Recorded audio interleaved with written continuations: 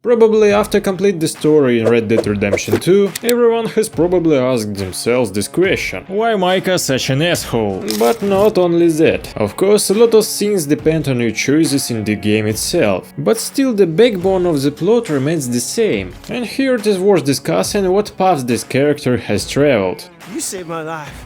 But I'm not a good man. But let's go in order. To be honest, for me Red Dead Redemption 2 is the most elaborated game in both story and gameplay plan. I haven't felt such sincere and deep emotions from pacing the game since my childhood. At first glance, the story of a damn charming bandit named Arthur Morgan may seem rather mundane and primitive. Arthur Morgan is a middle-aged man, no wife, no kids, or he has a child. He's an extremely good gunslinger, and is also loyal to his ideal man named Dutch, aka gang leader Wanderlinde. Dutch literally picked up young Arthur at the age of about 14, sometime after Dutch met Hosea Matthews. Viewing him as an adoptive father, Arthur became imbued with Dutch's vision of a life free of civilization and the rule of law. Arthur's mother died when he was in his early teens, and his father was a thief and a petty criminal. His father was hanged right in front of Arthur, which Arthur was happy about, but he also kept his father's head, which we were in the game all the time. As we can see, Arthur's life was far from easy, like most people at that time. The only person he cared about was Dutch. So throughout the game, despite all of Dutch's crazy actions, Arthur stayed true to his ideal. He just didn't know anyone better than Dutch. But as the story progresses, Arthur gradually realizes what's going on. And after Dutch leaves Arthur for dead, he finally realizes the insanity of Dutch's ideas. Yes, Arthur is far from the smartest man. And we each got $15.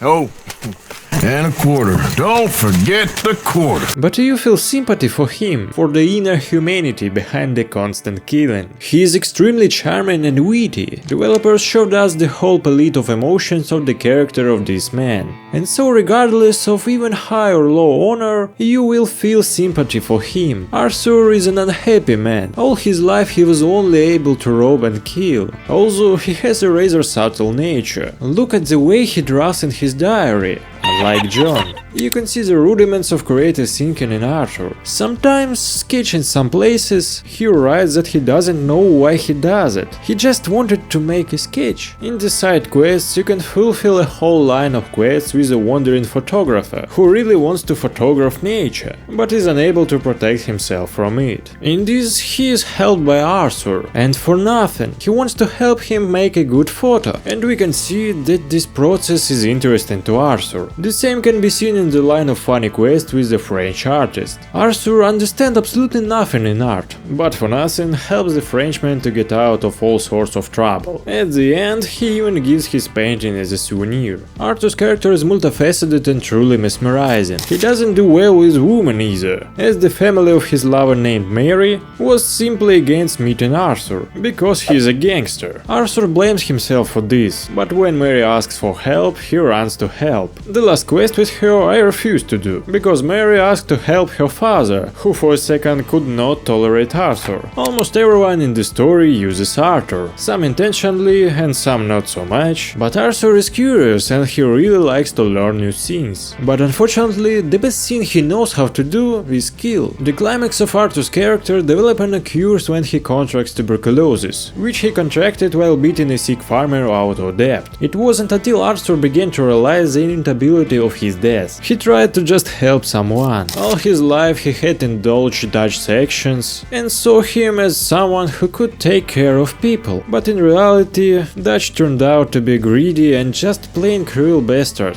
who was any more infatuated with Micah's bloodlust. Arthur was just scared for what she had done for his life and what would be waiting for him after death, if there will be. And that's where the inherent selfishness of all humans comes in. On the one hand, Arthur wants to help others to live a better life than he did, but on the other, he wants to see himself in his own reflection, not just a killer, but at least something resembling a decent human being. Arthur's character is so detailed in the minutiae that I was very surprised to see how alive he was. To be honest, this character outdraws many heroes from movies or TV series. In the end, we can say that Arthur cannot be called a good person. He committed too many terrible deeds, even if not always by his own will. Before his death, he tried to make amends to others, so that he himself became at least a little easier. And it's up to you to choose how he takes his last breath. I've chosen a beautiful sunrise over the valley. He deserves it. You're too smart for me, sister. I guess I'm afraid.